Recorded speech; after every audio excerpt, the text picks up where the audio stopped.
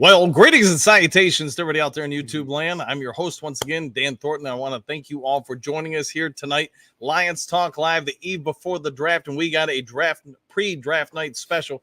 To my side here, we got the Sarge, Tony Libretto, coming at you. We're going to break down a number of different topics, listen to what the Dew crew has to say, and get ready for tomorrow night's spectacular, the kickoff to the NFL draft. Before we get into everything, a couple tidbits here. Go to lionstalklive.com, the web store. Number you've been asking for the woo t-shirts. You'll be able to find them. They're now there. The t-shirts, the sweatshirts, the mugs, all that stuff. They're there. They're up there on the store. So for those you've been asking, go ahead and go order your supplies now. Also, real quick, if you haven't yet subscribed to Lions Talk Live, please consider doing so. We're about 30 subs away from hitting 6,500. So if you could help out, that would be great. And if last but not least, if you're enjoying the video and the information there within, go ahead and hit the thumbs up button. Sarge, we're at the Stadium Drive liquor store. We're going to be here for about an hour. Like all Lions fans, you can see the crowd is building here at Stadium Drive, watching and enjoying the moment. See everybody. So let's get down to business real quick. Today, we've had a bunch of breaking news in regards to the Detroit Lions. We've got, as everybody's probably aware, Amon-Ra St. Brown re-signed. How much does this impact this weekend's draft? Well, it's going to have a huge impact on where we select these players. We've talked before about maybe taking a wide receiver, but maybe we don't take one so high now. And I don't really think we need to, as we'll get into later with Jameson. You know, there's just not enough. We have so many great players already. There's not enough to go around. We don't need a top first or second round wide receiver. As far as it impacts the rest of the skill positions, you know, I would say look more into them, you know, and we'll talk about it more later, obviously, but they'll probably go more into, you know, the offensive defensive line early on, even though I know they also signed Sewell, which we're going to talk about. But I think impactful overall that the wide receiver probably just dropped down on the list. Probably not as high as it once was, you know, and what can you say about St. Brown? He's what the Lions want in a player. He's gritty. He's determined. He's a guy with a chip on his shoulder who has overcome his draft status to become one of the best wide receivers in the league and really seems to be the prototypical Brad Holmes, Dan Campbell type of player. Absolutely. All right, so moving on from that, I mean, it's literally just about an hour later, Penei Sewell going to stay Detroit line for a long time, and he's going to be the highest paid offensive lineman in NFL history. Now, I get that may only last for about 15 seconds, but for at least as of right now, this broadcast, it is what it is. Penei Sewell's got an extension, got $85 million guaranteed. And you know what? What does this say about this upcoming weekend's draft? And does it affect any of the players also currently on the offensive line so far? Well, yeah, I would say it definitely will affect Taylor Decker down the line. He's probably, unless he's like, hey, I'll play for rookie money. Right. He's probably not going to be around after his contract's up, which is like a year, maybe two. I can't remember off the top of my head. Also, Frank, you got to look at Frank might not be around much longer either because of mostly his injury history, but also, you know, we can't pay top dollar for all these guys. That's why they let Jonah go, right? So I think going forward, the opposite is true. Wide receiver is not going to be high on the list, right, but maybe an interior lineman or a tackle even could be a lot higher on the list now because they know they're not going to be able to pay all those guys going forward. You know, it does bring up the question, does Penei Sewell move over to left tackle after this year? Taylor Decker on the last year of his contract. Yeah. You know, we've talked about it on the show before. I thought it was not a coincidence that Decker had ankle surgery now this offseason when it's been an ailment he's been dealing with since college, going into the final year of his contract, probably understanding this is his last opportunity to get another contract. You know, and he was probably aware Penei was on the verge of signing a massive deal that was going to keep him with the Detroit Lions for a foreseeable future. All right, so moving on from those two news stories, we got one last one to touch on before we get into some new topics. And as probably everybody who's a Lions fan is questioning and wondering what's going on with Jared Goff. We had all these other people get extensions. Yeah. Jared Goff, nowhere to be seen. What's your take on Jared Goff and the situation with the Lions right now? I mean, to me, this might say that they're all in on this year. You know, if he doesn't get extended in the summertime, they're not going to extend him during the season. So this could be, and I have thoughts on the draft later about how this affects that as well. And you know, unless he's like, I'll take, you know, top 15 quarterback money, which he's better than the top 15, I think. Yep. He's probably, this could be it for him. And maybe that's, you know, the whole plan all along with Hendon Hooker last year. I still don't see them drafting high for a quarterback, but you know, Brad Holmes does some crazy stuff in the draft. So I'm excited to see it. I'm excited to see what happens. But like I said, when we get into the draft more later on, I'll bring up some more thoughts about that. But yeah, I think they're all in this year. This is like let's do it right now. So Sarge is going online right now and being the first to tell you guys, Lions are selecting JJ McCarthy tomorrow. Woo! All right. So real quick, we're talking about trades and everything. Let's start breaking down the draft now. It would seem this is potentially the most stacked Lions team that we've seen since at least somewhere in the 90s, maybe even since the 50s. There doesn't appear to be a hole anywhere on the team. Brad Holmes can go in any which way he wants, it would appear, with this team. Well, that being said, the Lions currently have 7 draft picks. Do you see them trading up, trading down, going for something in particular? If you're Brad Holmes tomorrow night, what are you doing? As I said, I was going to save this, and this is the part. So I actually think he's going to trade up. This is the chance they have to get back into the championship for the conference and hopefully get to the Super Bowl. So I can see him trading up into the 10 to 15 range to get that one key player. It could be a corner. It could be a defensive end.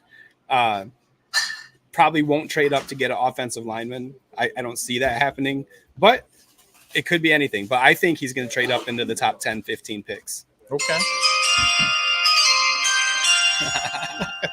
All right, so there we go. We got Sarge saying we're going to trade up and to get into one of the top 15 picks. We've had a lot of things speculated, especially it feels like the last 2 weeks, where we've heard whispers of the Lions, potentially trading up to number 19 with the Rams, the Colts at 15. You've had some talks, especially in the last 48 hours, of the Lions potentially trying to make a trade with the Denver Broncos, whether that's for a draft pick or for Patrick Surtain. I guess wait to be seen. But there's also been some chatter about the number 13 pick. That's the Las Vegas Raiders. To me, you look at these situations, which would seem like the most logical spot for the Lions. Yeah. And if they're not going for Surtain, what are you going after?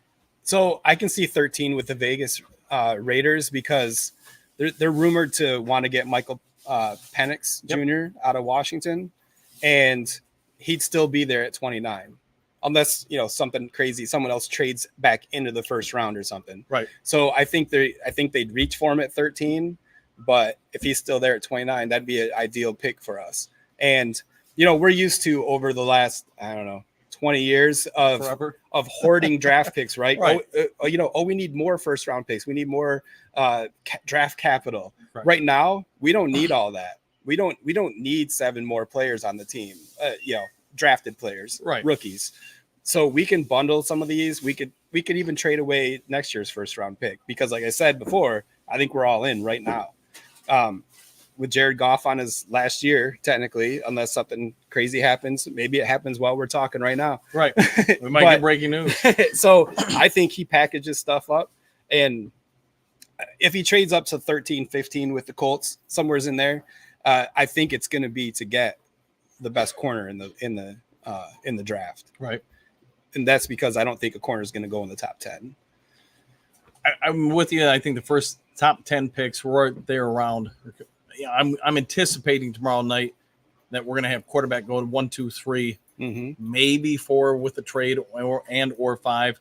There's been a lot of speculation that the Denver Broncos want to trade Patrick Surtain so they can get more draft capital and potentially push up into picks number 5 or 4. So something like that. And so Denver's at 12, right? They're at 12. Yep. So that fits too. And unfortunately for them, they've traded away a lot of their draft picks because of the Russell Wilson, plus, Sean Payton acquiring those people.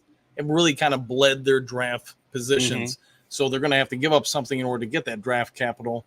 it would appear at least, to go up and get a quarterback. I don't think Sean Payton wants to wait another year potentially to get a quarterback. So here's a question, since we kind of opened up Pandora's box here. You're Brad Holmes. You've mentioned getting a cornerback. Mm-hmm. Would you rather get someone like a Patrick Surtain, who's a proven commodity, still 2 years left on his rookie deal since they picked the 5th-year option yesterday, Denver did, or would you rather just go draft, Arnold or somebody else, the Toledo Rocket kid? Yeah, I like the Toledo kid a lot. Mitchell, yeah. So that's tough. That's a tough decision. Again, since you're all in, as if we're going along that theme line that I'm trying to convince everyone, then maybe you take Surtain because he's a proven commodity. He is. And obviously, first round corners, they're almost hit and miss over the last few years. I know there's some studs out there like the dude from the Jets, Sauce Gardner. Yep. But there's another guy that got drafted that in the top 5 that same year with Houston, and he struggled his rookie year. He did pretty good the second year. Everyone in Houston did great this year, it seems like.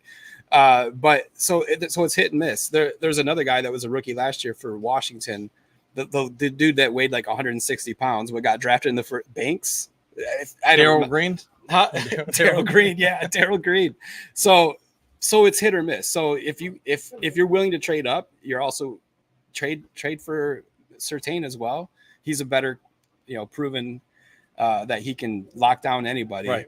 So and that would make our corner room crazy. Great. Yeah. With the trades that we've already made, we signed Robertson. We still have some guys on our team already other than Sutton, and maybe Mosley gets back to that form that he had in the 49ers. Yep. So, he's got a whole year of healing again. Right. Again. So maybe he doesn't break two plays into his season like last year. So to answer the question, yeah, definitely Surtain. Okay. Yeah. And I think, could we trade for Surtain? Sure. Could we still move something else up? I don't know. The Lions, fortunately for them, I know there's been some people in the morning show have mentioned the idea of trading back, getting just a gluttony of 2nd-round picks and 3rd-round picks and trying to develop players from there. I just really think this team's on the doorstep. You have a window of opportunity, whether it's this year, next year, whatever you want to say, 2-3 years, where you can slam the door on the NFC and the NFC North, really make a run, sort of like the 49ers the last 5 years, for going for the Super Bowl. Does it guarantee you get there? No. There's always unforeseen events.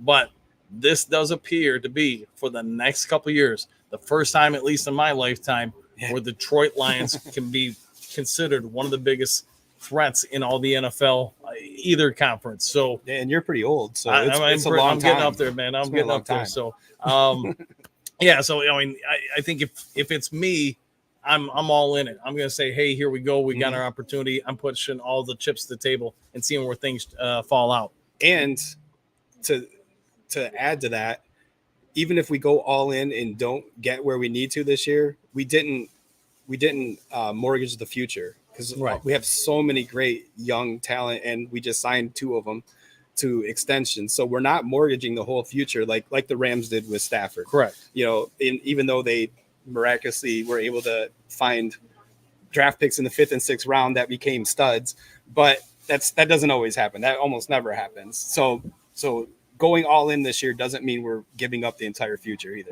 Right. All right. So let's move on from that and go to the next one. Spots you don't think the Lions should go ahead and draft in the 1st or 2nd round. So anything in particular that you would say going in, Lions fans watching either now or tomorrow night say, hey, we don't have to worry about this position. This wouldn't make any sense. So in the first 2 rounds, I have 3 that I wouldn't touch in the first 2 rounds. Quarterback is one of them because we still have Goff, and we already took Hooker, who, if he hadn't gotten hurt in college, probably would have been a 1st-round pick. Yep. So quarterback is 1, running back is the 2nd. Our running back room is fine. It's one of the best it's probably the best tandem in the league right now. And the other one is linebacker. We got, Campbell's going to be great in his 2nd year, in my opinion, obviously. Right. But Derek Barnes really came on in his 3rd year, and we still got him. Anzalone is still there. Houston is kind of a hybrid linebacker edge. He's we signed him to stay. So, but he's only going to be there for pass rush situations. Right. I don't see him being an every down guy. I had hopes, but I don't think that's going to happen. So I wouldn't take those 3 positions in the first 2 rounds. Everything else is up for grabs. Other than, like I said before, I don't think we take a wide receiver in the first round, but we might take one in the second round. Sure. Especially if there's no trades at all, I can see us taking whoever the best guy on the board is in the second round, and it happens to be there's the wide receiver draft room they're deep. They're very deep, very talented. One of those guys is going to fall in the second round, and we can snatch one of them up. You snack while you're snatching them. Snag or snack, I don't know. Right. So, but those 3 in particular we don't need them they probably don't need to draft any of those 3 positions in the entire draft, really. Like I said, unless they do like a developmental quarterback late or something, but that'd be what I think. I think we're on the same page. Quarterback, running back, I just don't see us touching them maybe in the late rounds or something like that. It just, if tomorrow night happens and we draft a quarterback in that first round, I think just about every Lions fan is going to say, wow, we really can't predict what Brad Holmes is going to do. Right. And Jared Goff's probably contacting realtor. Shout out, if you need a realtor, give me a call, 269-998-2384 to put his house in Detroit up for sale, because he probably takes that as a strong indication that contract extension isn't coming. Not coming. So running back, I'm with you there. I just don't see them adding somebody at that level. Outside of that, I think just about everything else is on the board. Mm-hmm. I was talking about it earlier today on the show. If I'm Brad Holmes and I really want to try to save cap for the future while getting a great idea of where this team's going to go with a player that I can draft and can potentially get 2 contracts out of, it's probably somebody on the interior offensive line. Mm-hmm. Historically speaking, since 2000, guards and centers, 92% of them, I had to look this up, 92% of them do get a second contract with the team they draft. You go past guard and center, the next highest level of re-sign, you drop to 55%. So guard and center seems like something that Lions might target, and the other part of it is, it does seem to be a position or area of need. We have 2 guards this year on 1-year deals that are potential starters. We have Frank Ragnow, who there has been some talk that this could be potentially his swan song season in Detroit. Mm-hmm. So could it be lining up where, hey, Detroit, we need one of these guys. It's a high probability of getting one that's going to be around for multiple contracts. And this does appear to be a very deep offensive line and wide receiver draft. So like your stance was, could you still get a receiver in second round, third round, or whatever, and get good value there? I do think you could. But let's assume real quick that they don't go offensive line or wide receiver. What are you going for? If you stay at 29, where do you think the Lions are targeting? Probably Holmes likes to just take, he likes to follow his board. Yep. So it's going to be whoever's on top of that board. It could be someone that we don't even think of. It could be a safety. Could be a punter. I mean, I hope not. It could be a safety. That's right. A lot of the, NFL experts are saying that, we're weak at safety. And I don't know if weak is the right word, but we're not great. Like we've talked about before, Kirby Joseph is good. He's good. But he's not great. Correct. If he came on great in the second half of last year, yes, he's what we thought he might be when he was a rookie before he battled injuries for a couple of years. Yep. But he's not great. Branch, they've said, he can, go back and forth to be either, that nickel back or a safety, but he's already probably one of the best nickel backs in the league. He is. I wouldn't want to mess with that. So safety could be an option, especially, with Branch. That's another reason why I said we don't really need a linebacker high either, because we almost never have more than 2 linebackers on the field at the same time. So if we've already got 4 of them, why would we waste? I don't know if we say waste, but why would we use one so high? Right. So I think safety could be a surprise in the bottom of the first round if we're not going offensive line and we're not going wide receiver. So I know I get tonight we don't have the comment section up on the channel like we normally do, but I'm going to go out on a limb and guessing there's more than a few people asking about the Iowa kid, Cooper DeJean. Yeah. What do you think about that guy? I mean, safety, punt return, is kick return? He's they call him a Swiss Army knife, right? Like and I saw him play a few games in the Big Ten this year, watching Iowa, because obviously they played Michigan, and he's fast. He seemed to always be where the ball was. Like, he would not be a disappointing pick. No. And he might be a safety that first year, even though he can play corner. And I think he said he wanted to play corner, but that was, I think, probably even before the combine and all that, where everyone's like, well, we're going to put you down as a DB instead of a CB or a safety. Right. And I mean, he'd be great. He would, we have Raymond that has been doing our returns for us the last couple of years, and Craig Reynolds has been doing some of the returns. But if they took him, he would definitely be back there, especially because of the new kickoff rules too. I mean, we have to think about that, and having him back there doing that would be, and then just leave Raymond to do the punt returns, maybe, or so they're not, and that helps Raymond focus more on being a wide receiver too. Outside of the top two guys with St. Brown and JMO, he's basically our number 3 guy right now. I would think, if we were putting a depth chart in place. Yeah. So having someone like Dejan, and that's another thing I was going to say is, finding someone that can be a kick return specialist in those second and third round, if we don't go to Cooper in the first round there, would definitely be something they should look at too. When I try to watch players and try to figure out, hey, what kind of grade would you put on them or whatever, I look for people that, this is going to sound stupid, that if I was playing a video game, I'd be like, yeah, that guy's hitting the O button, or he's hitting the, I guess on PlayStation, the R1 button. Yeah, the speed button, or the elusive button or whatever. And when I look at him, I see with the receiver Leggett and with Marshawn Nealon, I see a lot of rare qualities with both of them. And not that, not saying that they're all the best at their individual positions, but they do have some of that rare ability. They do have something about them that pops off the screen or the page, whatever you want to say. So I think there's going to be some potential the Lions could acquire him. We also all know that the Lions have a spot in the safety room that right now they've got 3. I think we all can agree, for depth purposes, could probably use a 4th. The other part is you look at Iffy. He's got 1 year left. Yeah. Now, outside of 6 games last year, he's been an injury-prone player. So do you want to invest a lot into him and hope that he can be healthy this year? I'll leave that to Brad Holmes to decide. Kirby Joseph, outstanding rookie year. Yep. Last year, he wasn't horrible, but he wasn't what he was his rookie year. Right. And I think that's where, if I'm the Lions, and if I'm going to go zero coverage across the board, man-to-man, blitz in your face all day long, which seems to be Aaron Glenn's preferred way of playing defense, you got to get guys who can cover and win those one-on-one battles.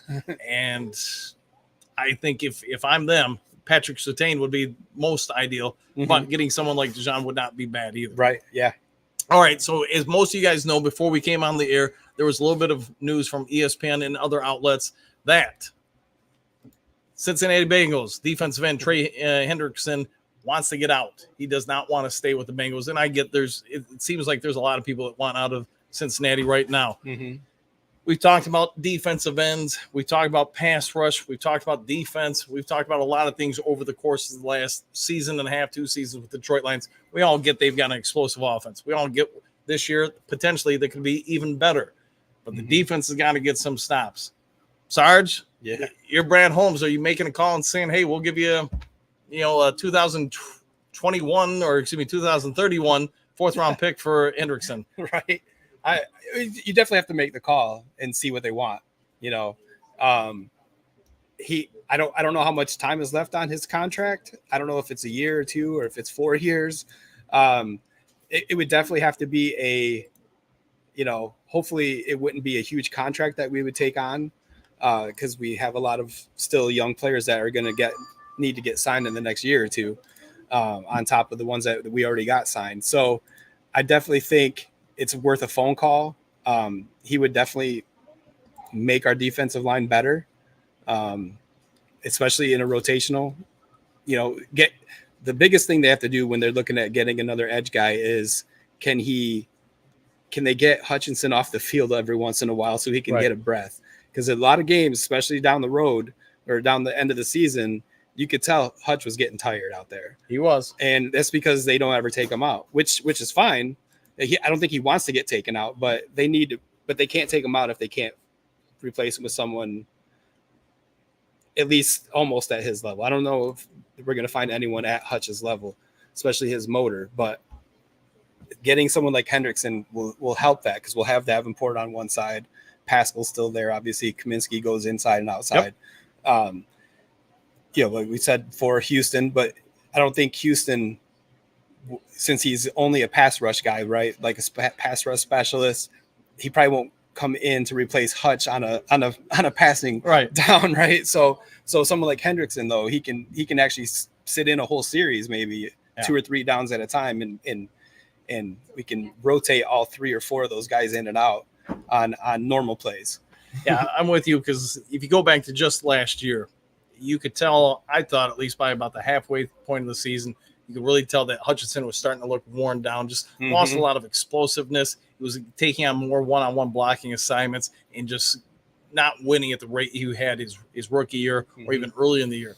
But the last few games of the season, we'll say the last month, they dropped his snap count from 90% down to about 70. And that's where you really saw him take off. The last few games of the season plus the postseason. Yeah.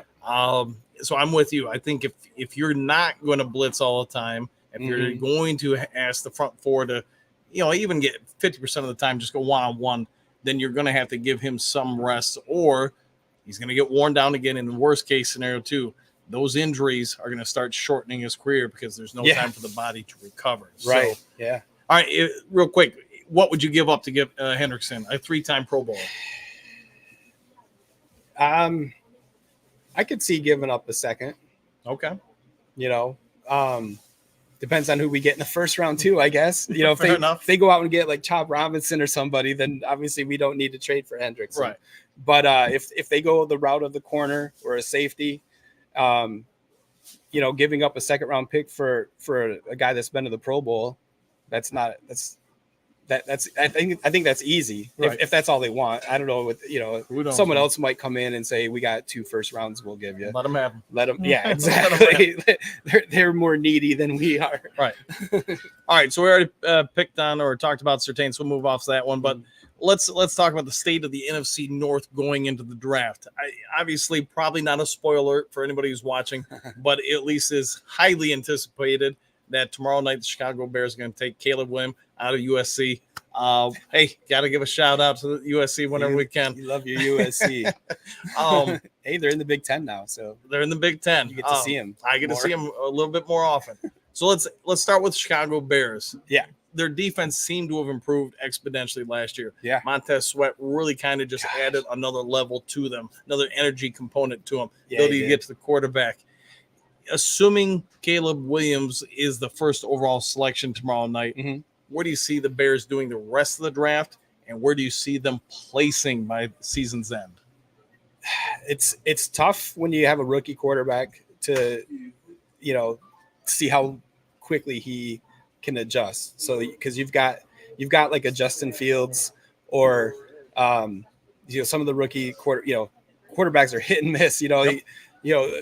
Josh Allen was like the 4th quarterback taken that year, but the other 3, I don't even know if they're still in the league. Or I think Sam Darnold's like a 2nd string backup or whatever. So you never know how they're going to adjust. That being said, Caleb Williams seems like he's the real deal. I do think they'll take a wide receiver with the 9th pick, and then the rest of the draft is a luxury for them, really. They've really stocked up on wide receivers and offensive components in the offseason or in free agency. I don't know how strong their offensive line still is. They took that guy Wright. Yeah, they took Darnell Wright in the first round last year, but he seemed to struggle a bit. And so their offensive line, maybe they should start focusing on that a little bit. Their defense, I think, finished in the top 10 last year. So especially after they got Sweat. So I think the North is going to be one of the better divisions, even with Minnesota maybe having a down year. No one knows who their quarterback is going to be yet. They might be one of those guys that trades up to number 4 to take JJ, right? They could. So, but specifically with the Bears, I can see them, being the second best team in the division. even though Green Bay, a lot of people are talking about Green Bay even has Super Bowl aspirations. But I think Green Bay surprised everybody last year. I think they're going to, with all the tape that they're going to have on Jordan Love now and all those, they had like 4 or 5 wide receivers that were like 5th rounder, Yep. or you know, we all know who those guys are now. Right. So I think, and they're not all going to have that year, like Wicks and, you know, Reed from Michigan State. He was like a 3rd round pick, I think, for them last year, but he came on really strong. And I don't think they're all going to go down, but I think a lot of them are. So I don't think Green Bay is going to surprise anybody this year. They still have a solid defense, but their defense also is getting a little older too. They are. So Rashawn Gary can't stay healthy. The Smith that they still have, forget it, which one that they Preston Smith. Yeah. Preston Smith. Yeah. Thank you. Thanks for all the people here to help out. You know, I think he's in his 30s now. I could be wrong. It just seems like he's been around for a long time. Yeah. Because he came over from the Ravens like 4 or 5 years ago, I think. So their defense is probably maybe they focus on that in the draft. I don't know. So I think Bears and then Green Bay and then the Vikings are going to be last. Yeah, I think most people are going to watch the NFC North next year and say this is one of the better young divisions in all of football. I'm with you. I think the Bears, you know, Caleb Williams probably going to take him. My personal opinion, I hope they sit him throughout most of the season because I think that offensive line is Swiss cheese. Yeah. Unless they really pull a curveball, draft a bunch of younger players to go into that offensive line, but then you're relying on a rookie quarterback to operate behind a rookie offensive line. Mm-hmm. I would think, especially the first half of the season, you're going to see every team playing him trying to give a lot of multiple looks to confuse the offensive line, confuse the quarterback, and that might be a recipe to get some shell shock going on with Caleb Williams before his career even begins. Mm-hmm. It's my hope, just for his health, that they draft him and sit him for maybe the first year, if not the vast majority of it, allow somebody else to work with a younger offensive line, let Caleb Williams just kind of grow and mature that first year, and then put him in. We've tried to fix that offensive line a little bit more. Green Bay, hey, Charles Barkley gave a line years ago. I've used it since. I still use it now, probably always use it. There's no such thing as a sophomore slump. There's just the fact everybody has tape on you now. So your point with Jordan Love, I think the longer the season went on, you saw more teams trying to divide the field, try to take away a lot of the things he does well.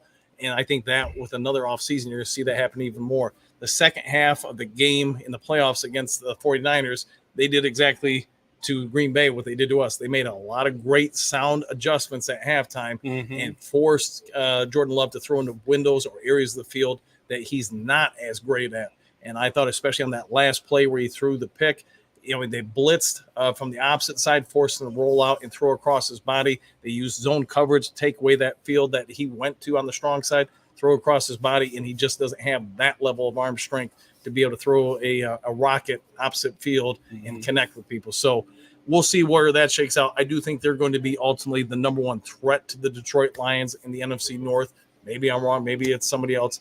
But it sounds like we also agree Minnesota, they're going to need some time to rebuild. Yeah. A lot of their good parts are kind of aging. They need a lot of youth, and I'm guessing that's why they didn't retain Kirk Cousins. Who's going to be the future quarterback there? I don't know, but I guess we'll see with that in time. All right, real quick now, we want to go over to the comment section. You guys have questions or thoughts, I want you to go ahead and throw it out there. We're going to start going through the comment section in reverse order and just reading some things off. So if you got something, throw it in there.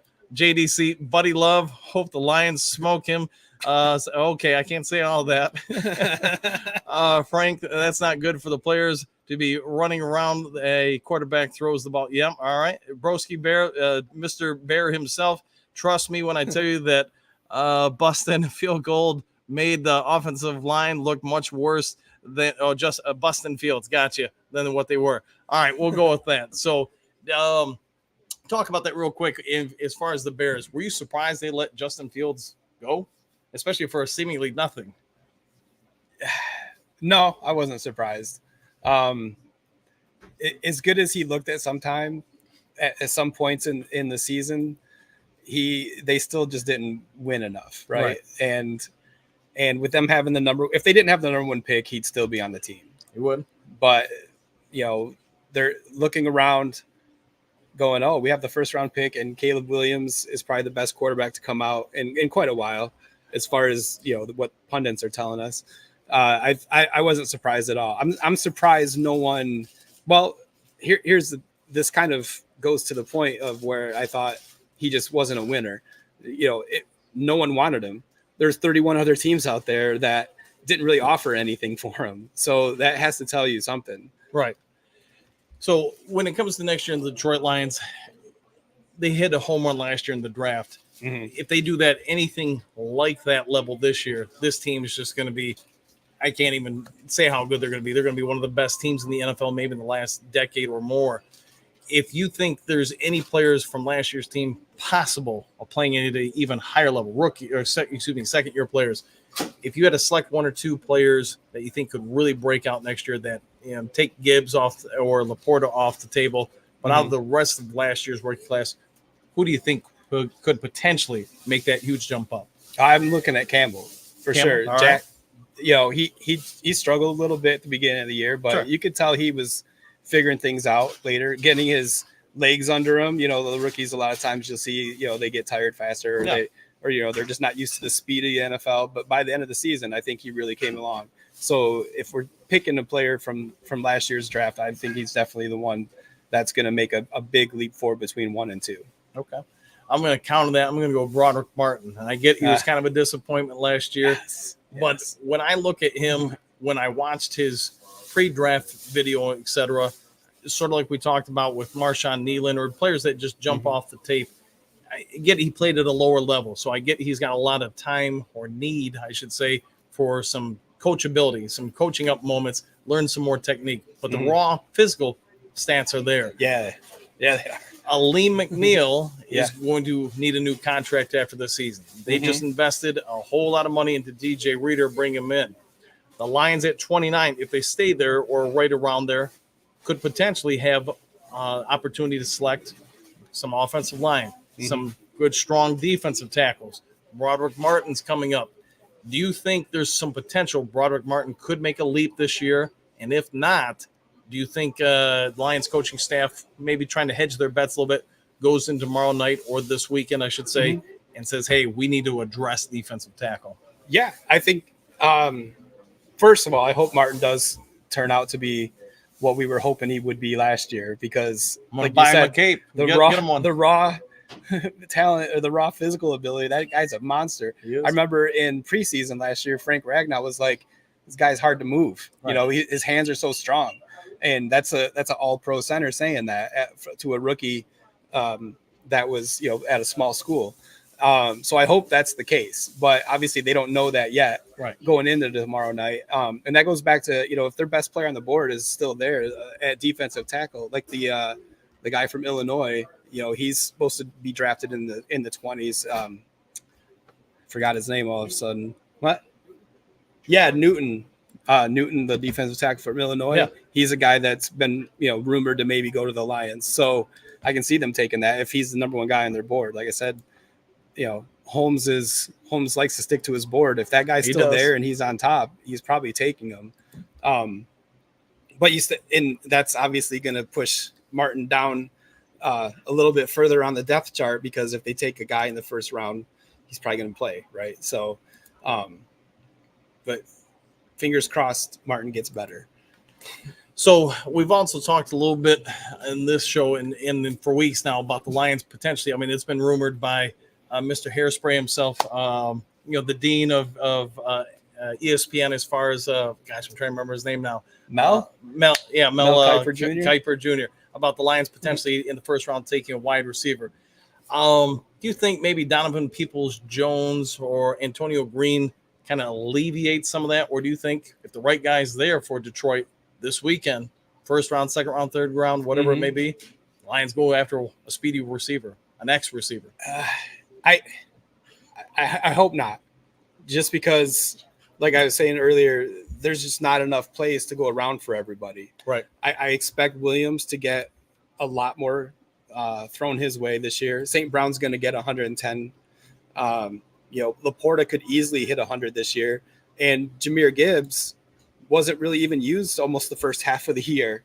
And so he's going to get 50 or 60 catches. So what does that leave for the rest of the guys? So taking a receiver in the high upper rounds just doesn't seem like it makes a lot of sense, because where is the ball going? You don't want to, you can't take away from St. Brown.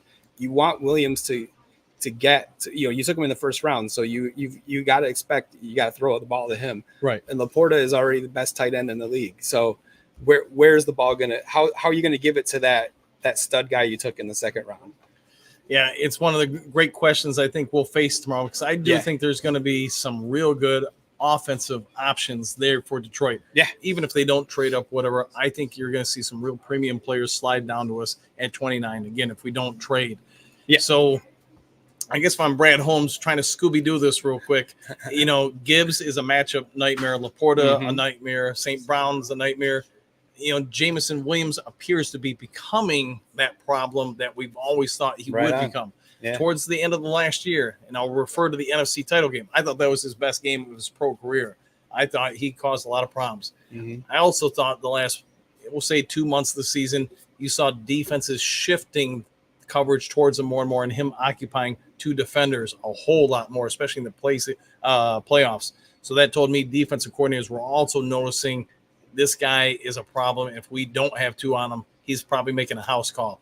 So if you're Brad Holmes and I get more and more of the rules favor offense versus defense, you just say the heck with it. We almost made it to the Super Bowl with a cast of unknowns in the secondary. Let's be honest. If they weren't playing Detroit, a lot of those guys were probably watching the Super Bowl from the sidelines or the playoffs from the sidelines. You maybe go that route and just say, hey, I'm going to put out there so many offensive problems, matchup issues for defenses that, hey, you can't cover everybody. I mean, it would be exciting to watch. It would be. Obviously from our point of view, we don't care who catches the ball as long as someone does and they score touchdowns. So having another receiver, it would be a nightmare for defenses, right? But on the flip side of that, you don't see a lot of teams that win the Super Bowl that are all offense and no defense. You've seen some teams that are all defense and no offense win, like the Ravens. Right. With Trent Dilfer? Trent Dilfer has a quarterback ring or a Super Bowl ring as a starter, not because he was holding a clipboard. So what do you think that thing's worth on eBay? Just rough guess. Trent Dilfer's Super Bowl ring. Somebody in the comment section, look that up. I bet you it's up there. So I can see where it would be exciting for us to watch, but the defense is how you get to a Super Bowl win. The Chiefs have been dominant the last few years, and everyone talks about Mahomes and Kelsey and their offense, even though they have terrible wide receivers. But they're winning because their defense is good too. Right. They've got two key corners that are top in the top percentile of the league. They have that defensive tackle that didn't play against us, but Chris Jones. So I just think I think it'd be exciting to watch, but I don't think it would get us a Super Bowl. Okay. Check this question out. Highlight here. Detroit Lions talk with OPAC. I think Lions get a quarterback and draft at Phoenix in the first or second. What do you think of that? You think there's any possibility Brad Holmes makes a move for a quarterback? I hope it's not Penix. I get that he had a great year in Washington, a couple good years in Washington actually, and I've read that he's got the strongest arm, or he can throw it the farthest out of all the quarterbacks in the draft. But I still go back to his days in Indiana where he ended his season like 4 years in a row from knee injuries. And everyone, I know he's past all the docs say he's good now and he's had a couple of good years. Right. But we just drafted a guy last year that had a destroyed knee. And I don't know. I don't think I think one good hit from an NFL defensive lineman and he's probably done. Yeah. That's probably my problem with Justin Fields, even though I think Justin Fields, if he could get to a team that could develop him, and if he would have went the route of a Jordan Love and sat for a year or two and developed him, you could have had a real problem for most defenses to have. All right, real quick, final thoughts. If you had to go into this weekend, you're Brad Holmes. what are 3 things you're saying to yourself, we absolutely need to get out of this weekend? At least 2 starters would be the top thing. We do, even though we don't have holes per se, but you always want to make the guys on your team work harder to get their spots. So like, say we take a corner in the first round, those other corners on the team already are like, I need to work out harder. I need to train harder to keep my spot. Because right now you're probably looking at in the cornerback room, the guys that we traded for or signed, they probably think they're starting right now. Right. And especially since we got rid of Sutton. Yep. So if we drafted a corner, one of them has to be going, I might not be starting now. I have to work hard. Mosley too. He's going to have to work harder. Amik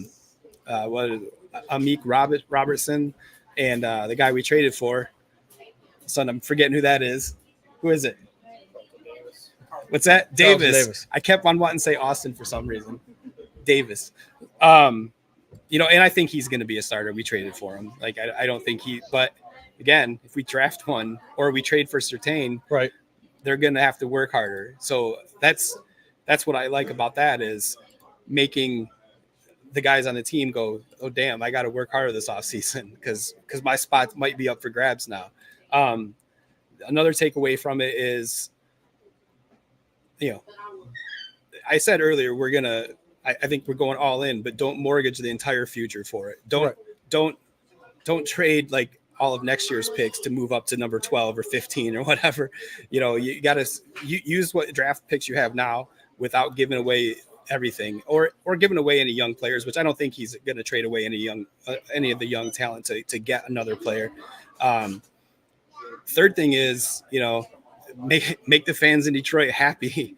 He's already said he's got a speech prepared if they trade out of the first round, since the draft is in Detroit, to quell everyone's anger for being there for the first ever draft in Detroit, and then they don't even have a first round pick. So make sure he makes the fans happy. Right. And I get it. If I'm Brad Holmes, I'm not really going to worry about, even though it's in Detroit, if you got to be worried about the right move for the team, not for the fan base. Yes, he'll probably be definitely aware. It's in Detroit. You got a bunch of people that come on out. Probably have been celebrating, getting ready for the draft for hours, and now had to wait for hours. Yeah. If you get to like 28, 29, and then Detroit makes that trade, there probably going to be a few fans that feel duped. So I would say this to everybody: embrace the opportunity and the joy of getting that trade and whatever you're going to get out of the trade.